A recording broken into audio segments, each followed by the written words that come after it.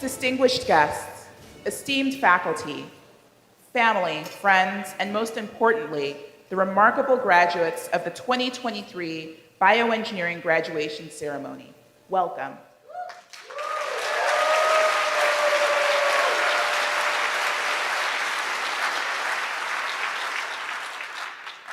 Today we gather here to celebrate a significant milestone in your lives and to honor the exceptional values that have guided you in this department. Within the realm of bioengineering, these values are not mere ideals, but principles that have propelled us forward, shaping the very fabric of our department. And as you reflect on your journey, please embrace this theme that a faculty member within our department presented to us, called Impact Build Together. It encapsulates the strength of our department. And in the spirit of this theme, I want to express my deep appreciation and gratitude to the family and friends who have joined us today, both physically as well as virtually. These people have impacted your journey. Your unwavering support, encouragement, sacrifices have been instrumental in the success of these graduates. So let us take a moment to acknowledge and applaud each and every one of you, for without your love and guidance, their achievements would not have been possible.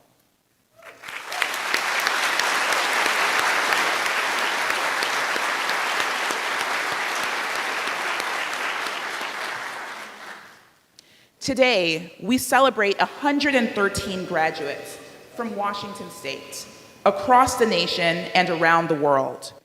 Our department commitment towards going beyond geographic boundaries is exceptional. We prepare you to be global citizens, equipped to make a profound difference in the world throughout your careers.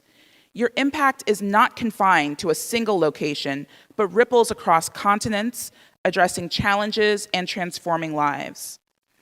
The strength of our graduates lie in their unwavering dedication to excellence, their capacity to redefine boundaries, and their relentless pursuit of knowledge. It is my honor to recognize a few of these many exceptional individuals among your remarkable group. Let us acknowledge our 7 undergraduates: Ellie Bagley, Jake Flynn, Sasha Fries, Hannah Gunderman, Joanne Liu, Dylan Riley, Brandon Nguyen, who have been honored with the prestigious Husky 100 Awards.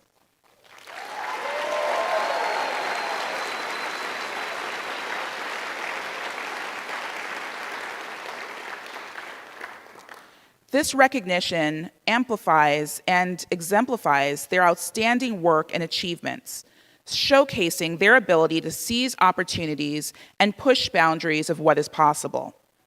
Furthermore, we commend graduating senior Zoe Chow for receiving the MEXT Scholarship, which is a testament to her commitment to our global community.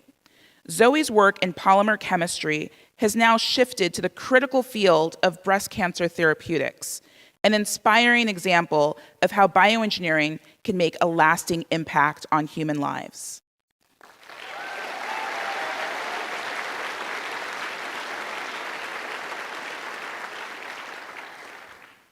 Joanne Liu, an exceptional undergraduate, has also been awarded the esteemed College of Engineering Dean's Medal for Academic Excellence. This medal recognizes her outstanding academic achievements, research contributions, and active involvement in the campus, as well as extracurricular activities. Joanne, you are an inspiration to us all.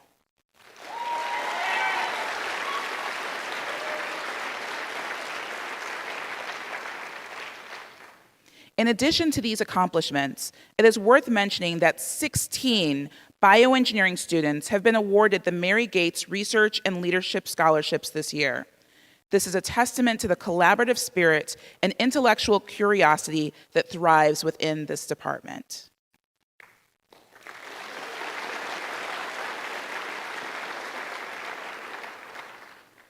Today, we stand at the precipice of a changed world.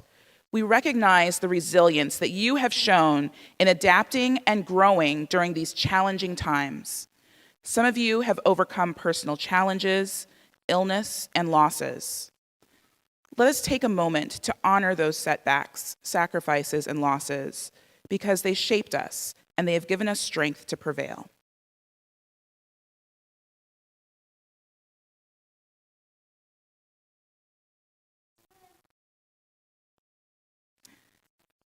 In addition to celebrating your achievements, I would also like to share some outstanding accomplishments of our faculty. We take immense pride in announcing that Professors Soraya Bailey and James Briers have been awarded the 2023 Faculty Appreciation for Career Education and Training Awards, also known as the FASET Award.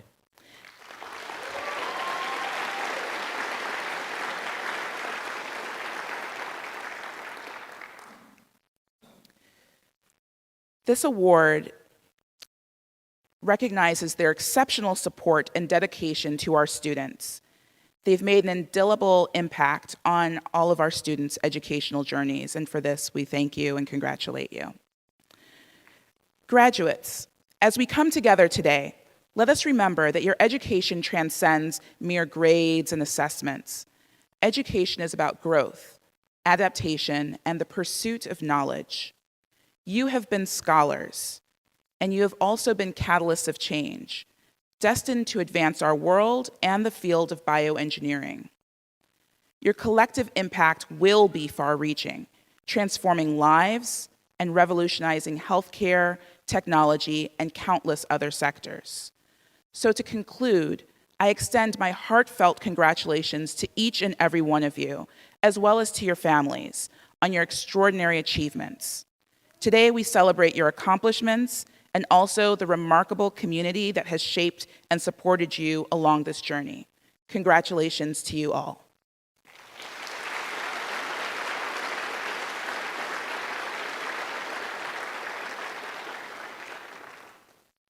I now have the honor of introducing a very distinguished leader in the biotech community and University of Washington Bioengineering alumna, Dr. Meher Antia. Dr. Antia embodies the guiding values of our department: earning trust, embracing excellence, and fueling innovation in every aspect of her remarkable career. Following the earning of her PhD in bioengineering from the University of Washington, she has held several impactful roles in academia, industry, and nonprofit philanthropy. Currently serving as the Director of Grant Programs at the Washington Research Foundation, Dr. Antia plays a vital role in supporting innovation at nonprofit research institutions across Washington state. Her expertise and leadership ensure that groundbreaking ideas receive the necessary support to thrive. Beyond her work at the Washington Research Foundation, Dr. Antia has contributed her insights to esteemed publications such as The Economist and Science, fostering intellectual growth within our field. Prior to joining the Washington Research Foundation, Dr. Antia held influential positions at the University of Washington, including the Assistant Director for the Population Health Initiative and roles at the Institute for Translational Health Sciences.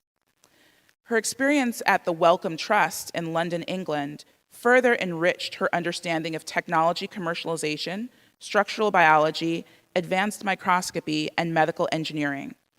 Through these experiences, she developed a profound understanding of the intricate intersection between scientific advancements and real-world impact. Since joining the Washington Research Foundation in February 2021, Dr. Antia has made significant contributions to the conception, development, and leadership of programs and partnerships across the biomedical and health innovations. Today, we are honored to have Dr. Antia share her insights and experiences with us, as she truly embodies the essence of our department's values. Her words will undoubtedly inspire all of us as we celebrate your achievements and envision the transformative possibilities ahead. Please join me in warmly welcoming Dr. Meher Antia to the podium.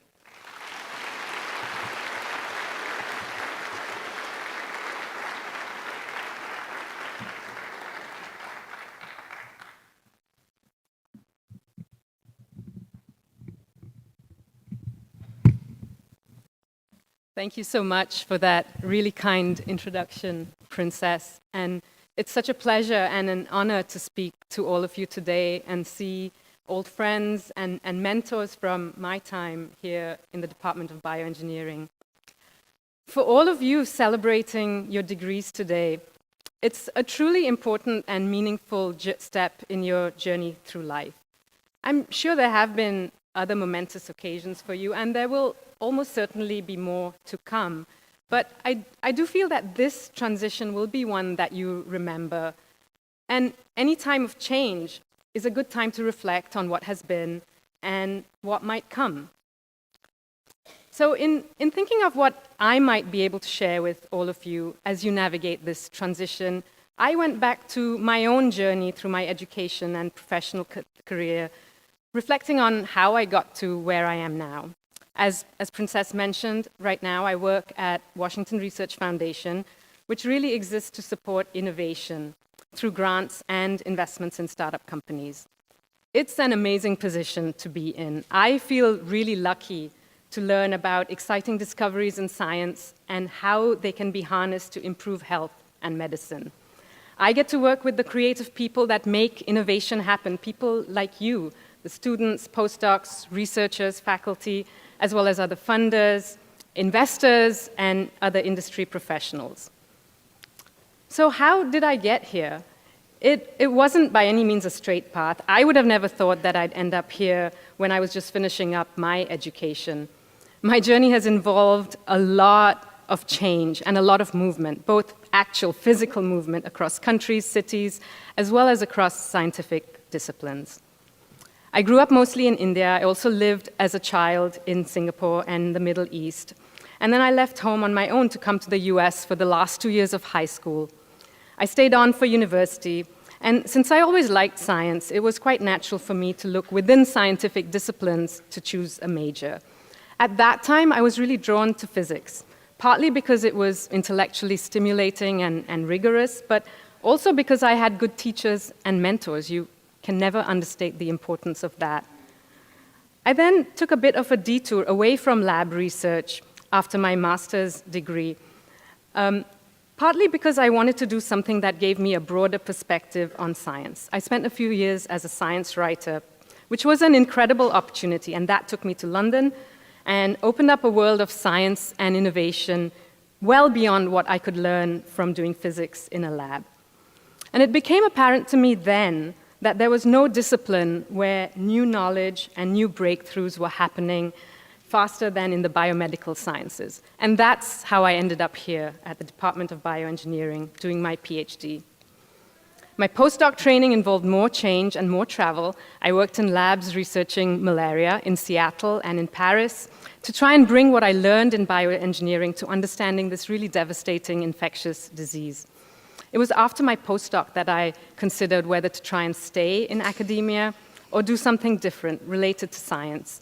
I was sure I wanted to stay connected to science, but I wasn't really sure how. I thought that the best way to figure that out would be to just stay open and explore available opportunities. And the opportunity that I eventually took was with the Wellcome Trust, a foundation in London that funds biomedical research and innovation.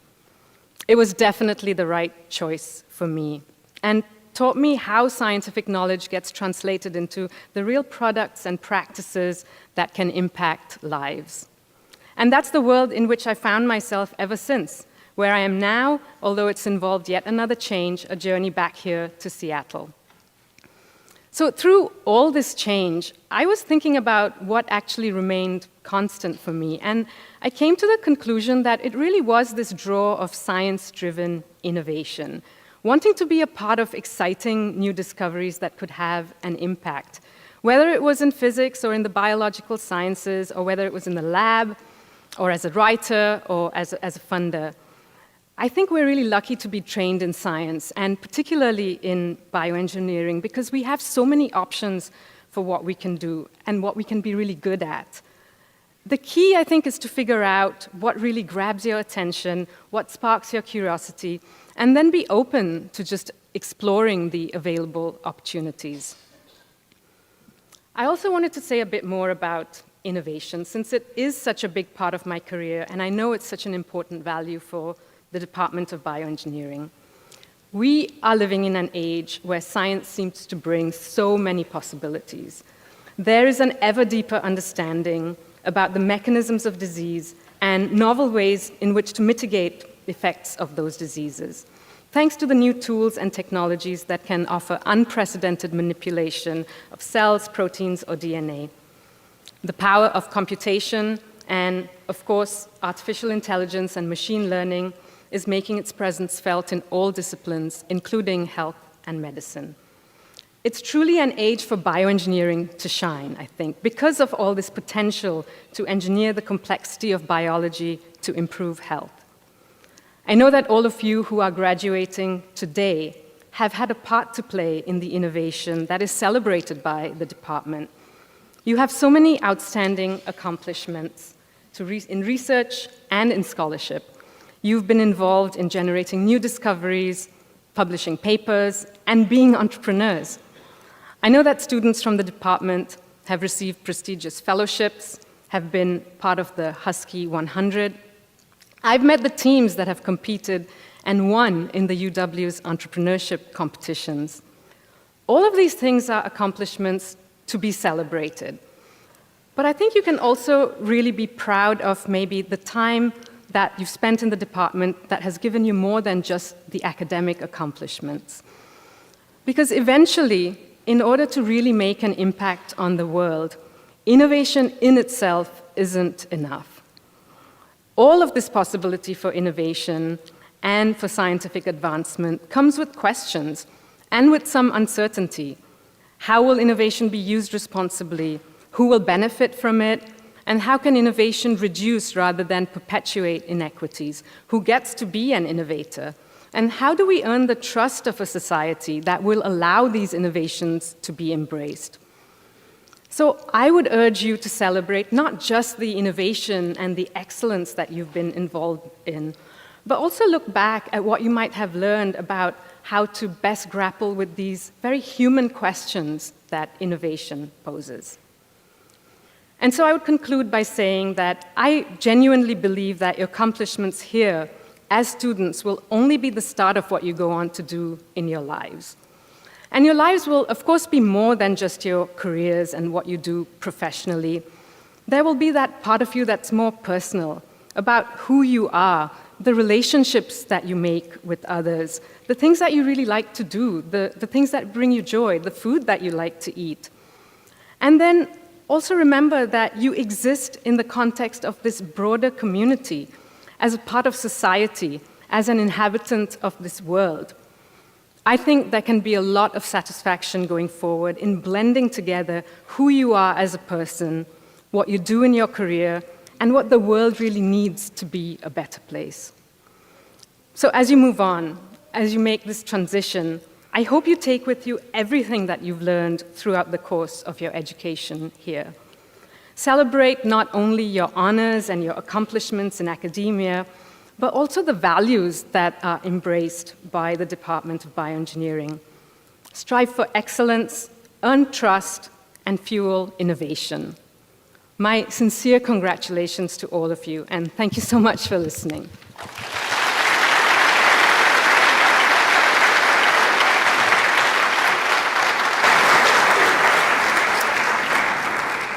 Thank you, Dr. Antia. That's fantastic. It's wonderful to see what our graduates go on to do.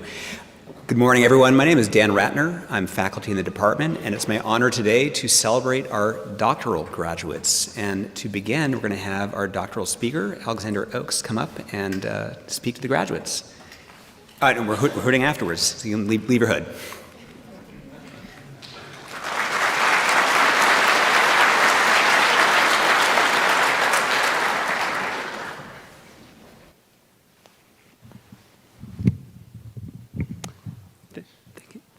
Thank you, Dr. Antia. That was awesome. Family, friends, and peers, can I please get another big round of applause to this group of current and soon-to-be doctors?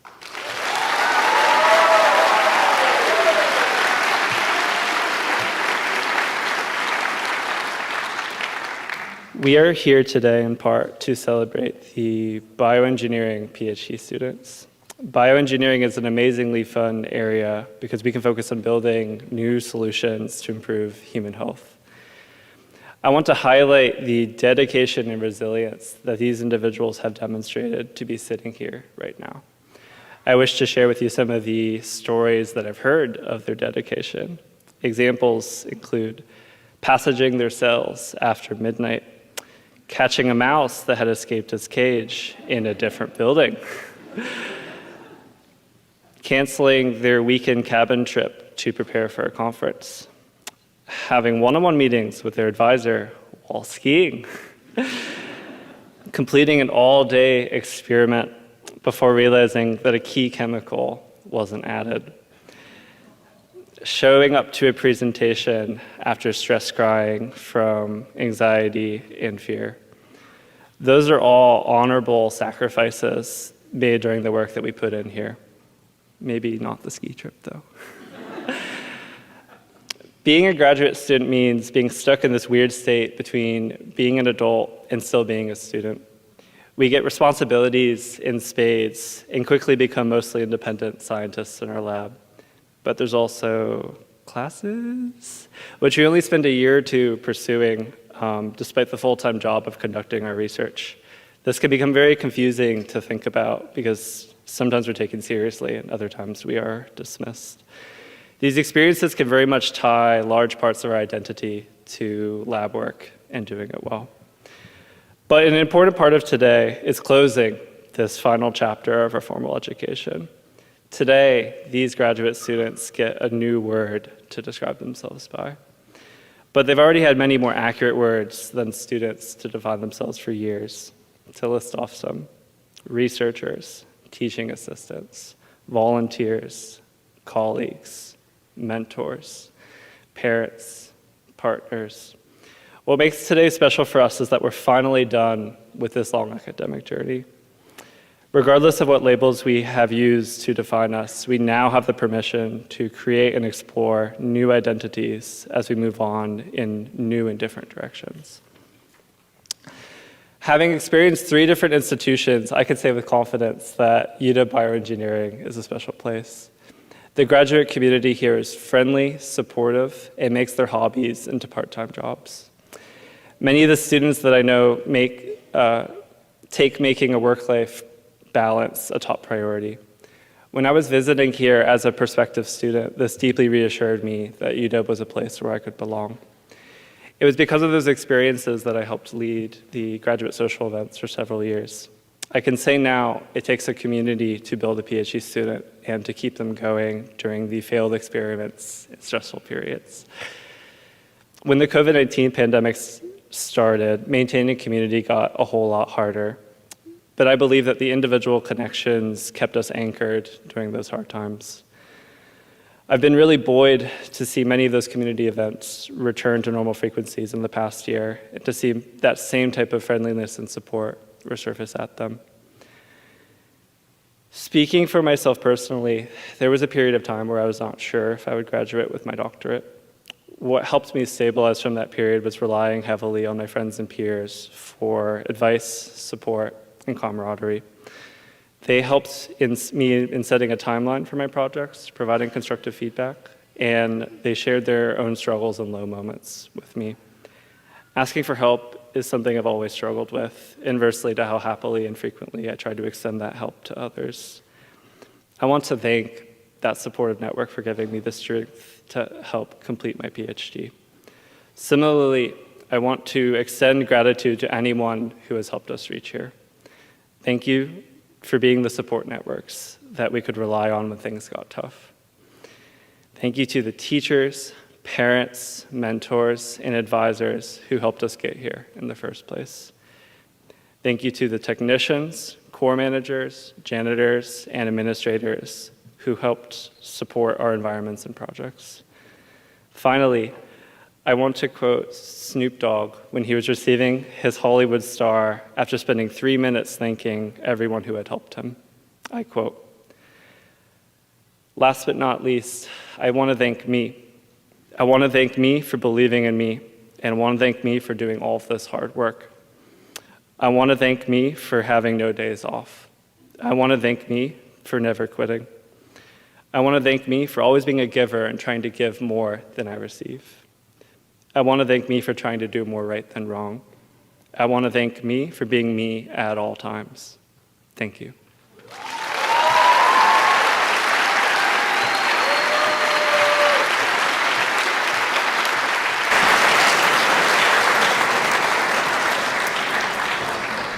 And now it's my pleasure to bring forward our doctoral graduates to be hooded.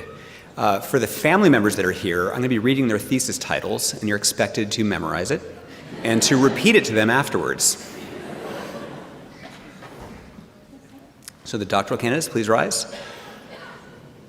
Come on down. Yeah, so you're good.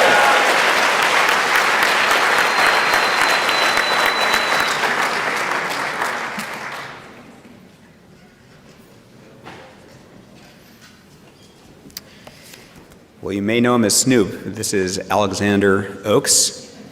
Alexander, I don't have the title of your thesis right here. Oh, no. Oh, no. I need a title of your thesis, so can you read it to them? Controlling arrhythmias using optogenetic actuators in computational simulations.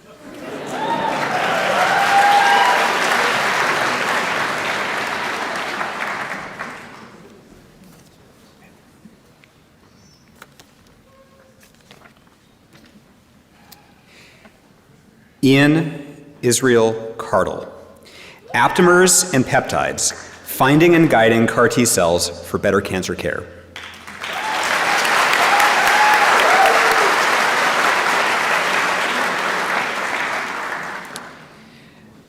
Clinton Hines. Enhancing CAR T cell safety with new universal CAR systems and anatomically restricted tumor targeting.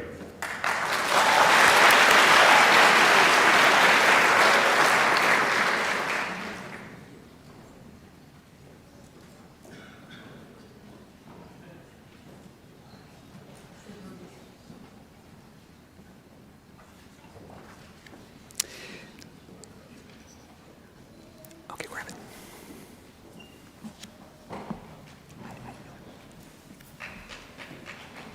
Veronica Hrubsky. Python packages to support graph theory analysis and recurrent neural networks modeling of neuronal population dynamics collected with calcium imaging.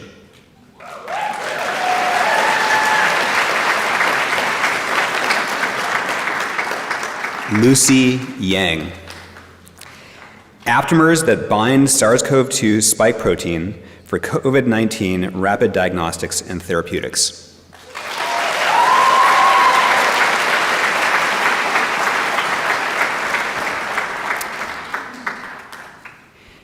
Casey Kiyahara.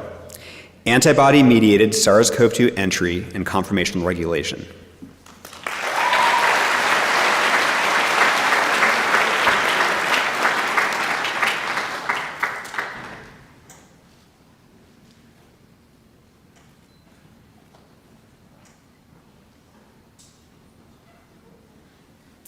Chana Lopez. Genetically engineered macrophages and polymeric prodrugs for therapy across cancer and pulmonary infectious disease.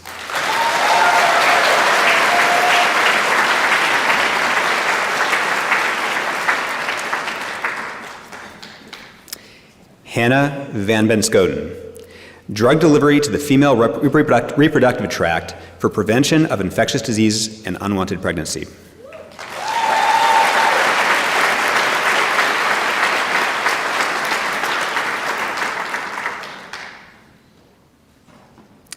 Dan Yuan. Distinct effector B cells in COVID-19.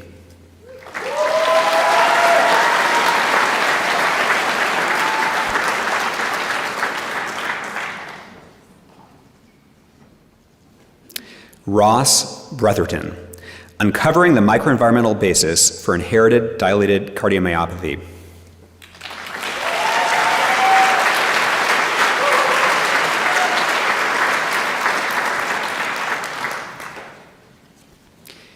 Ian Thomas Hull.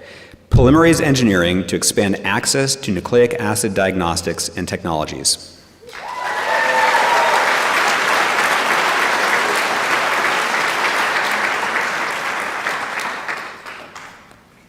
Qin Wang. Development and sensitive point-of-care tests for HIV and COVID-19.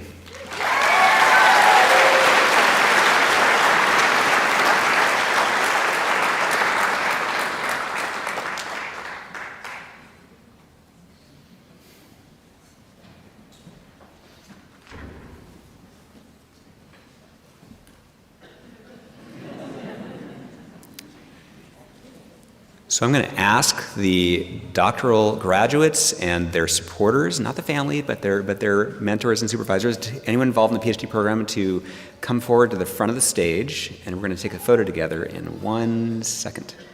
Right now. Come on forward.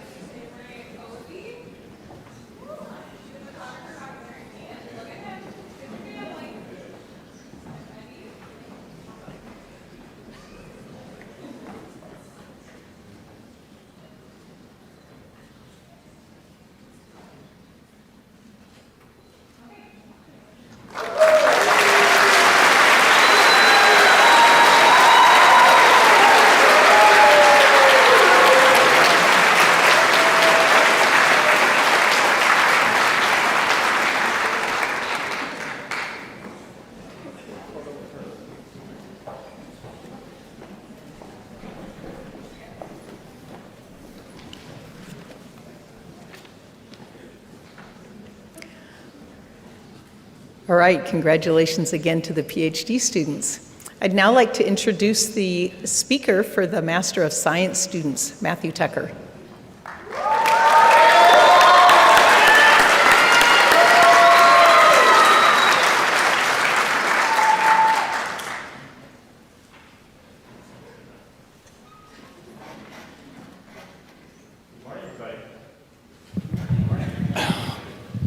Probably good. Biggest fear right there was the mic, so we're good. Before we get started, I'd like to say thank you to my parents who've given me everything that I'll ever forever spend trying to give back. To my sister, who is not here today but made her presence felt in very thoroughly editing this speech. To my mentors and professors in the department, Chris Niels and Dan Ratner, who without their support, I would never be here. And lastly, to all of my students who are mostly manning the doors, thank you for making this year interesting. Yeah. So my name is Matthew. I'm honored to be speaking in front of you all today. As a member of the BS-MS cohort, I rolled straight into my master's program from my undergrad, tacking on an extra year of school and what felt like 3 more lifetimes of research. I'm not really sure how to start a commencement speech, to be honest. I'm 22. I have no secrets for succeeding in life. So to get a better understanding of how to actually do this, wow. Yeah. I did what all engineers and scientists have been constantly, painstakingly, relentlessly taught to do. I asked questions. I asked my roommates what I should say, and they told me not to be cliche. I asked my friends the same questions, and they told me to tell a story, but to keep it brief. My PI and mentor, Dan Ratner, he said to make sure it was uplifting. I asked all my students, the junior cohort, and they said to be funny. I guess I taught them well. One even offered to hop on stage and beatbox. I said no, Ethan, stay seated. I even went up and asked last year's speaker, my friend Timmy, who's currently out there in the audience as well, and he said, "You'll figure it out." Not super helpful, but the more I thought about it, that one message really seemed to sink in. You'll figure it out. So here are 2 things I've figured out. First, no one knows what to say up here. And second, all of us are a little bit afraid. No one starts out being afraid. We learn over time, based on experience, to be wary of the things that hurt us, with a fear of being hurt again. Nothing is more embodying of this than the dark. The darkness is a mysterious void, hiding all that may be lurking out in the unknown. But fear keeps us safe. It warns us that maybe the drop from the tree branch is a bit too far, or perhaps don't go into the abandoned fairgrounds. Not everyone is meant to be Scooby-Doo. Fear is part of the reason why I'm up here today, speaking out to all of you. I know a lot of you out there in the caps and gowns are sitting with at least a little bit of fear right now. The only difference between me and you is I've struggled with this mic stand 3 times today. It would be impossible for me to ignore that fear is a part of the reason why I enrolled for another year here at UW. An advanced degree in only a year is a fantastic deal, but putting off entering a post-college job market by a year sweetened the deal beyond imagine. I had no plans for post-college beyond some vague ideas, and as you can probably guess, I spent this year trying to figure it out, trying to connect the dots, fill in some blanks. Well, that year's over, and I'm still here, and I have no more answers than what I started with. But I'm glad I did it anyway, because I know I'll figure it out sooner or later. In this last year, I have to teach and learn and grow with all of you, and even though I didn't get to uncover the hidden picture of my future, I still got to trundle along with everybody. Fear can become paralyzing, but as we grow, we learn to yoke our fear and turn it into motivation. We choose to study so we can achieve it to our highest level, but we'd be naive to discredit the fact that a fear of failure motivates us just to try almost as hard as the sweetness of success. Fear has a presence in all of our lives, and that's okay. Fear motivates us to try new things. It's healthy. What would our lives be without challenge? There's a reason that so many expressions talk about having skin in the game or risking it for the biscuit. The embracement of fear by accepting risks makes life vibrant and meaningful. Almost everything in life worth holding dear is gained by risk. Embracing fear and crossing the threshold into the relative unknown. A little bit of a downer there, I apologize. Sorry, Dan, try to keep it uplifting, but a little bit in there. On a positive note, we as the graduating class need to believe in ourselves more, because if we're willing to place our faith within ourselves, it shows that others are willing to place their faith in us as well. Who are we to doubt what we are capable of? Who are we to let our fear hold us back? It's easy to take what we've accomplished for granted, to chalk it up to luck or pawn off the credits onto others we feel are more worthy. We've accomplished all so much already, and we have received so much praise of our lives, we may fail to realize what accomplishment it is to graduate, especially here in bioengineering at the University of Washington. We've did it. I know I took it for granted when I graduated last year. And our collective ability to continue to stumble forward in the many hoops that college throws at us, and to do it all in the looming thunderclouds of the virus that shall not be named, is of course nothing short of incredible. But we're here. We made it. You all found your way into this room over the course of the last 3, 4, 6, 12 years. You may have not always known which path you were on, or even where it was going to lead you. With all the twists and turns and stumbling through the dark, you figured it out. So I ask you to continue to trust yourself to always figure it out, to allow fear to challenge you rather than hold you back, and to ask questions always. As we stand here at the end of something new, whether you choose to continue your education, move on to industry, or a future not yet defined, like me, I urge you all to take the chance to bet on yourself. Embrace fear in moderation, and to make the choice, take the step into the dark and the unknown, and maybe learn something about yourself along the way. I know it's cliche to end with a quote, and cliche to point out a cliche, and I've probably ignored almost every piece of advice I've gotten about writing this speech. But I wanted to end it with a quote that's been rattling inside my big head for the better part of a decade and seems appropriate to send this cohort in the next chapter of life.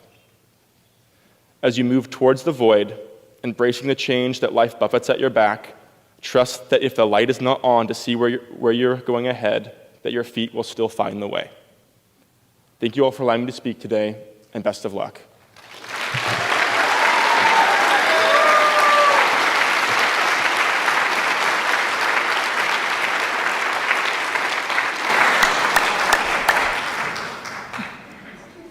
Thanks, you, Matthew. I really appreciate that you're willing to get up here and be vulnerable in pursuit of excellence.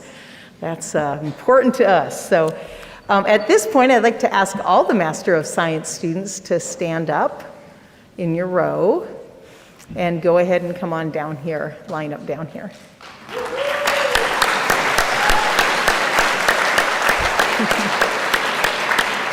I know who you are. Great. And as we read the names, please withhold your applause. We'll have a chance for lots of hooting and screaming afterwards. So first, Matthew Tucker.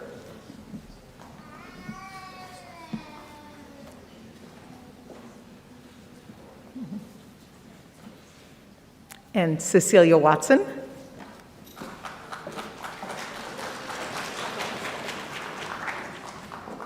Cherry Leung.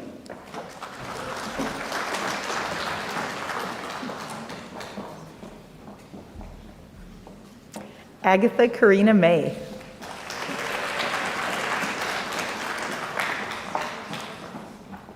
Susanna Beeman.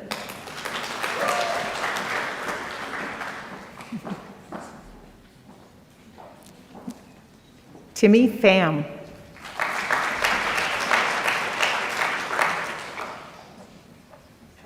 And Brianna Marie Smith.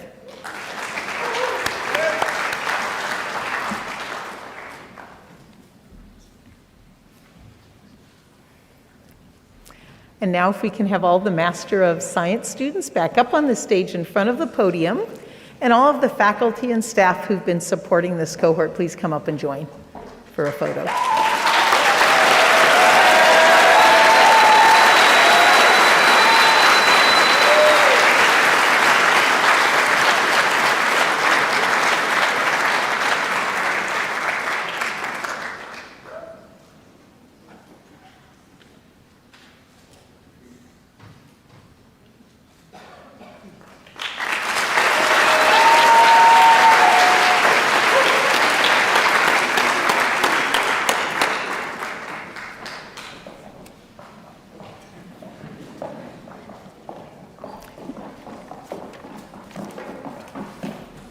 And now I'd like to introduce Dr. Robbie Wong, the co-director of the Pharmaceutical Bioengineering program.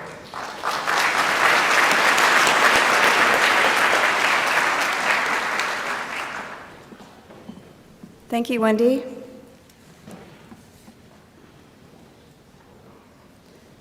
Could I have the Pharmaceutical Bioengineering students please rise?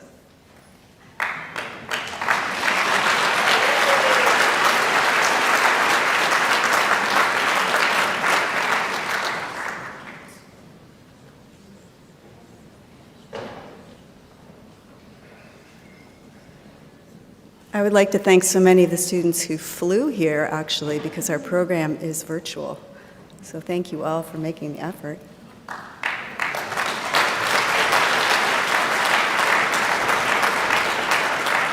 Lorena Winston.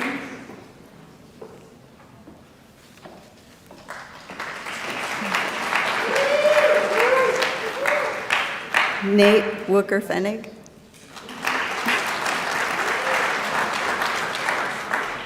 Anderson Clark.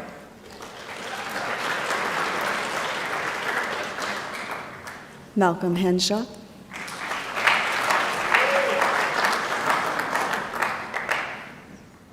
Ileana Diogracias Orzal. Dana Arling.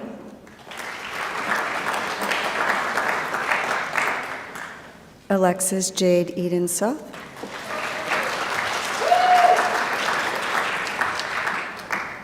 Caleb M. Smith.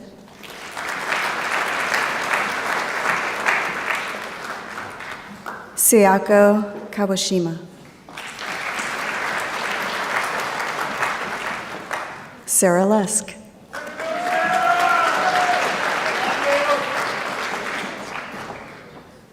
Matthew Liang.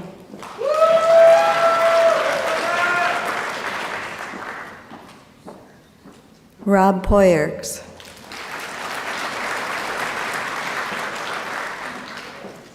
Shay Mullins Wallace.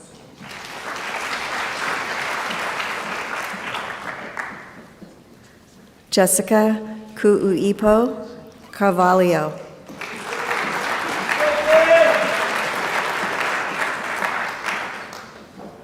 Jess Wardensky.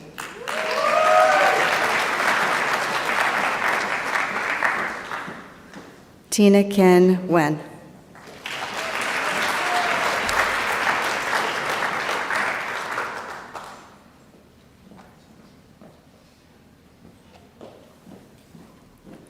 Now, could I ask the graduates to please come back up for a photo?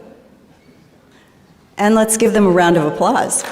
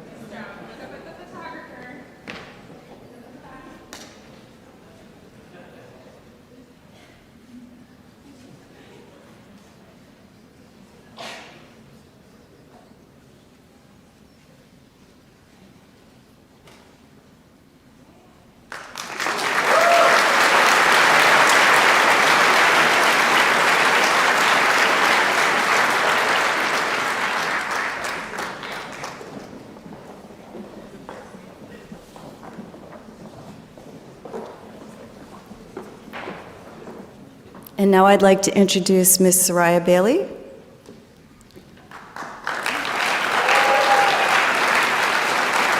And she will announce the Masters in Applied Bioengineering. Thank you, Dr. Robbie. Good afternoon, everyone. And I'd like to invite the graduates in the Masters of Applied Bioengineering to rise and come to the aisle, please.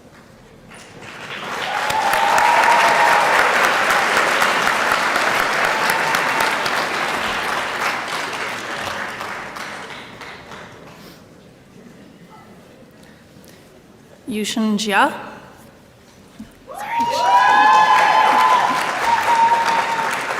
Lynn Lay.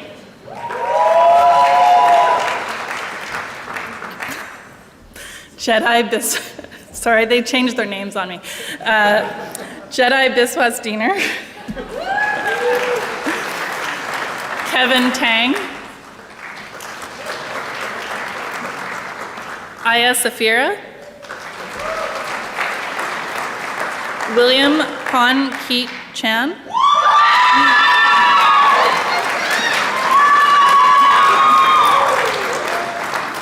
Shivathanu Kumar.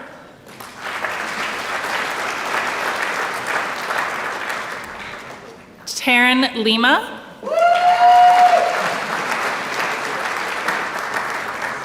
Abigail Gilstrap.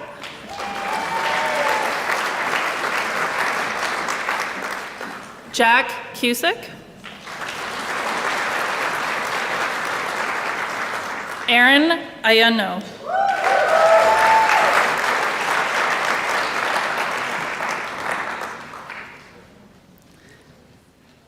And I'd like to invite the Masters of Applied Bioengineering graduates to come back on stage for a photo.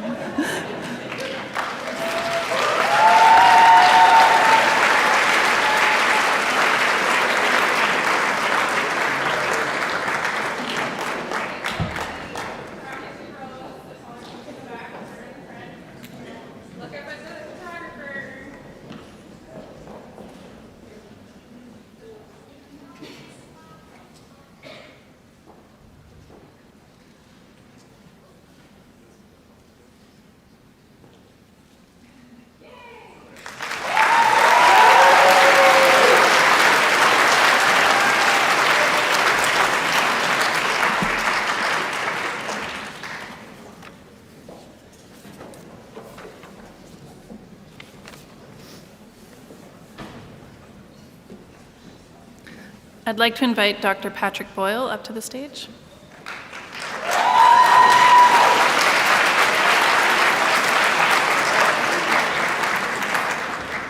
Okay. I learned last year that I have to pull my pants up and make sure my fly's done up before I start reading the names, because otherwise it draws undue attention. All right.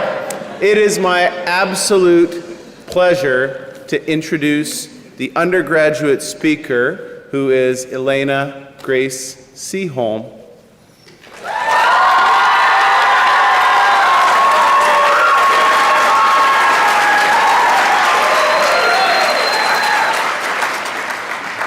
Hello.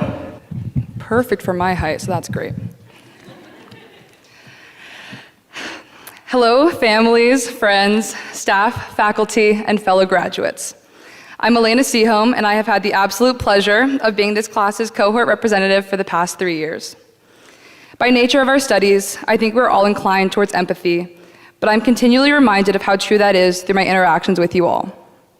The community here in the bioengineering department at UW is one that I have deeply valued, and I feel honored to have been able to contribute to it. I'd like to start by first congratulating my fellow women engineers in the room.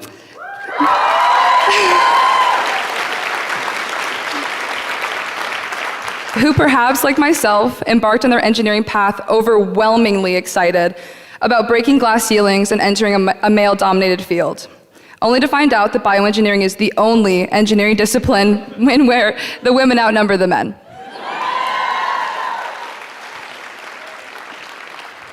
But of course, there is still work to be done. For several weeks, I've been contemplating what I could communicate here that could encompass the roles we are about to step into, as well as the work we have already accomplished. And I keep coming back to the phrase, perfection is the enemy of progress.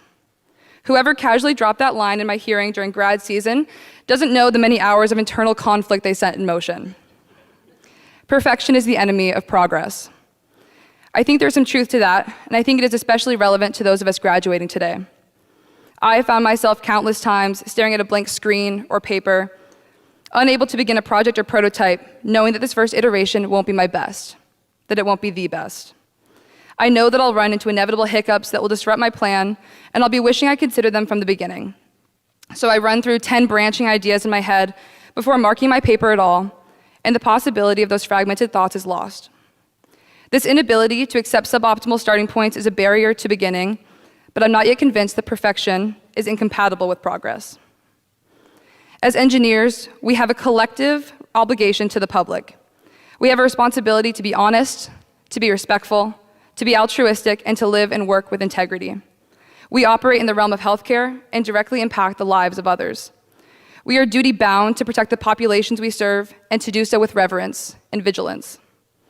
The things we create must meet the weighty demands that accompany their potential consequences, and we must continue to press forward while demanding perfection. However, we must also acknowledge our humanity. We fail, and failure is inevitable, but in each instance, we have an opportunity to gather insights and face the next challenge better informed. For me, this understanding of responsibility, impact, and failure has been distinctly personal. Just 1 week before the start of my first ever bioengineering course, my dad was diagnosed with stage 4 cancer. As my formal introduction to bioengineering was just launching, I was receiving an additional, much more intimate exposure to the realities of illness and of medicine. In my time in this department, I have learned about the mechanics of immunotherapy and how we can engineer proteins to have profound effects on the human body. But I've also become familiar with caretaking and the physical toll of these treatments. I have gleaned in classrooms the hope and possibility that these groundbreaking therapies hold, but I have also borne witness to the loss and fear that comes when they fail. Though these lessons are hard ones, I've tried to apply them as best I can. I remember my dad saying in the days following chemotherapy treatments, "You'll find a cure for this thing in 10 years, and it'll be too late for me, but you'll look back on chemo and think it was barbaric." This blend of optimism for the future and realism of the current situation left its impression on me as I found myself proposing projects focused on patient comfort and palliative care during open-ended courses. My motivation in bioengineering became intrinsically intertwined with my personal experience, and this resounding lack of perfection in treatment has become an echoing reminder in my head. As a result, I found myself drawn to the engineering we can do on the molecular level, the kind that aims to target issues at the closest possible source. It is through remembering the loss we've suffered that we are able to dream of the solutions we can create. And we, as engineers, have the privilege of developing the next generation of devices and therapeutics that realize these dreams. By remaining connected to the human side of our work, by immersing ourselves in the experiences of those we serve, we derive a deeper motivation that extends beyond our personal success. Looking forward, I hope that we'll be able to serve our future patients in ways that are currently beyond our means. Let us take the flaws and failures of this decade and transform them into lessons that advise the next. As we strive to advance further in memory and in honor of those we cannot reach today, we carry the hope that they will be within our reach tomorrow. So no, I don't think perfection is the enemy of progress. Perfection is the ever-moving, unattainable finish line that nevertheless motivates us to progress, to stretch beyond our current limitations and expand the scope of those we can help. Aim for perfection, but know you'll fall short. However, in your shortcomings, remember that you've progressed, that you've moved the marker further than it was before. Success is not the expulsion of failure, but the acknowledgement of improvement, of the impact you've made, and the doors you've opened for those to come. My dad passed away 3 months ago, and while he can't be here today with us to celebrate this achievement, I'd like to share a piece of advice that he repeatedly gave me. Hit him hard. This phrase was initially purely instructional, a one-liner shouted during volleyball games from the bleachers or given as a reminder on my way out the door to practice. But as the games and practices came to an end and college courses balanced with caretaking replaced them, the significance of the phrase became more profound. Hit him hard, follow through, commit. My hope for you, this class of 2023, who are graduating to various paths and stages of life, is that you may enter into all of your endeavors passionately and with purpose. I hope that you meet challenges you feel compelled to take on. And whatever it is you face after this, I hope that you hit them hard. Thank you.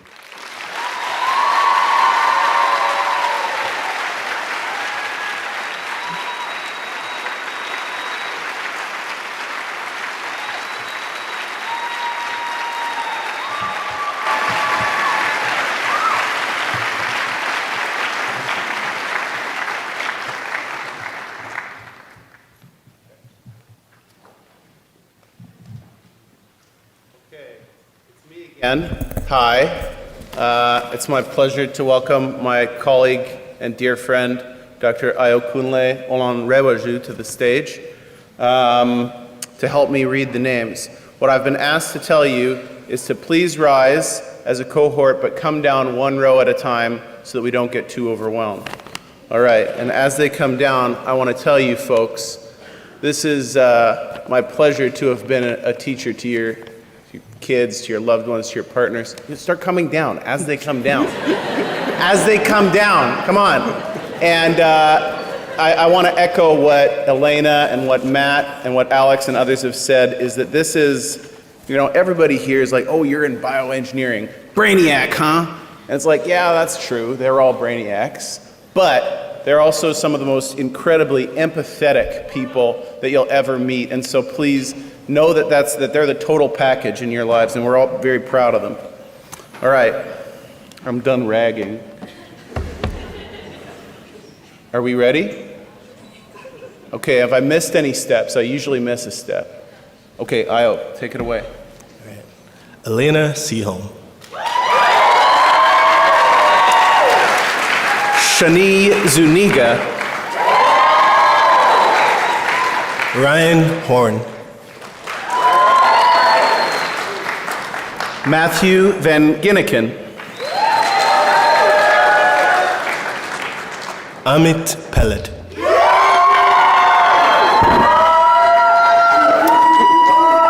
Emilia Garcia Bompadre. Flora Abrams. Ana Rios Siegler. Xinghua Han. Ray Yao. Anuj Vimawala. Diedrich Wong. Daniel Sond. Dimitri Anastasakis. Long Chao Lee. Hannah Mock. I'm sorry, Hannah P. Mock. Mariah Estira. Colby Lynn Adams. Abby Anderson.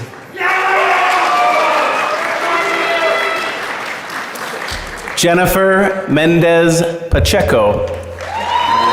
Poppin' plosives. Brianna Valdez.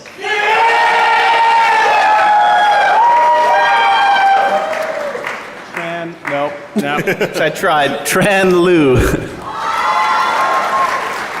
Iris Wu.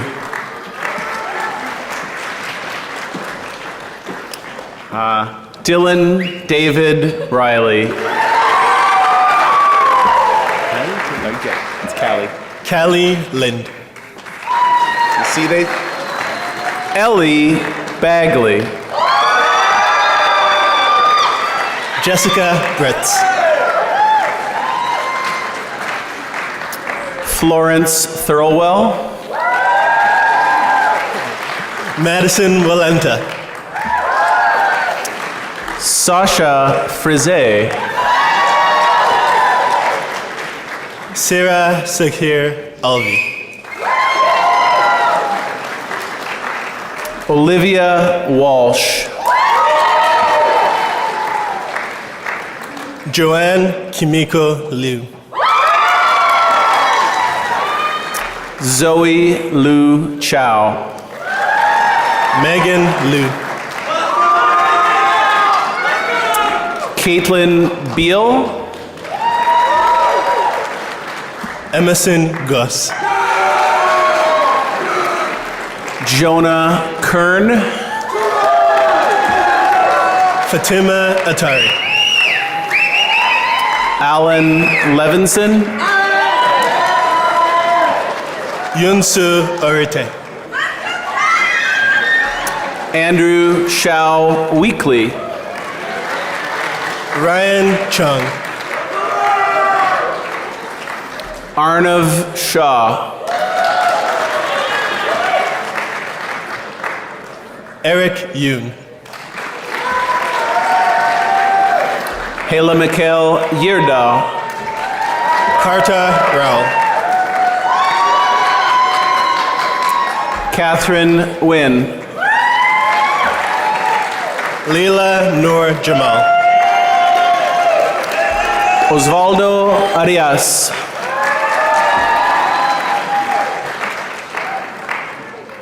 Manasseh Limier. Congrats, Sonika. Sonika Joshi.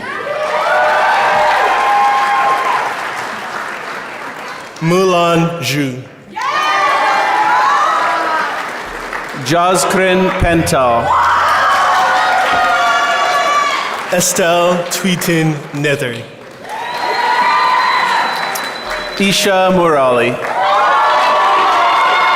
Emily Botel. Jake Flynn. Joey Leung. Ethan Rain. Aubrey Rossi. Katie Fitzgibbon. Gabi Kunzman.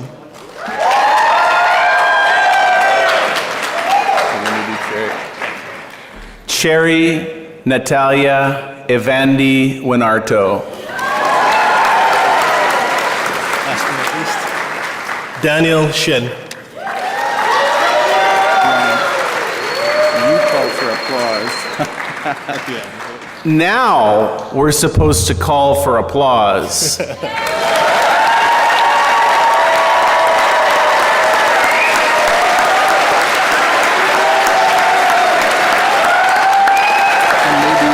I think we do a picture and then we call for applause again. We doing a picture? All right, come on back up. Let's go. Everybody.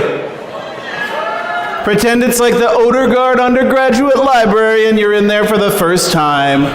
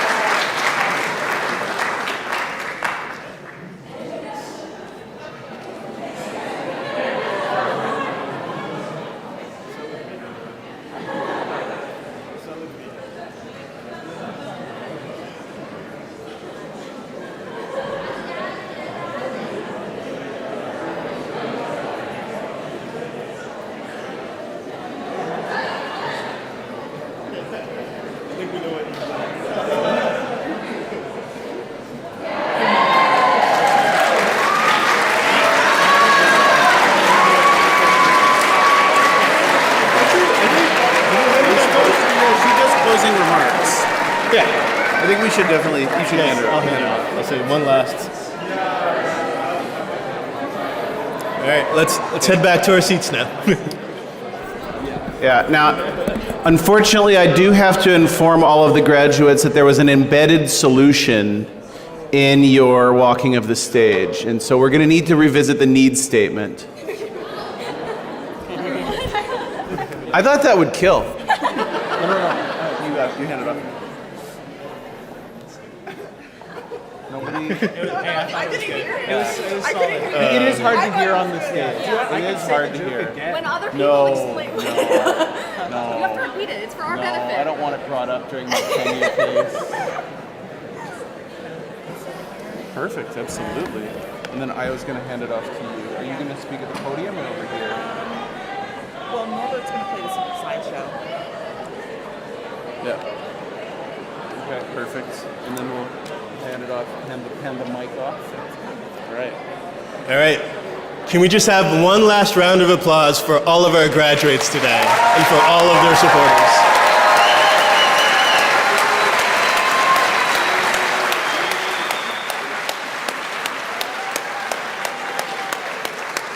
All right, and I'll hand it over to Professor Makwede for some closing remarks. I know you're all ready for pictures and to celebrate with your graduates. So, as is our tradition, we will be playing a slideshow that has been compiled by our students.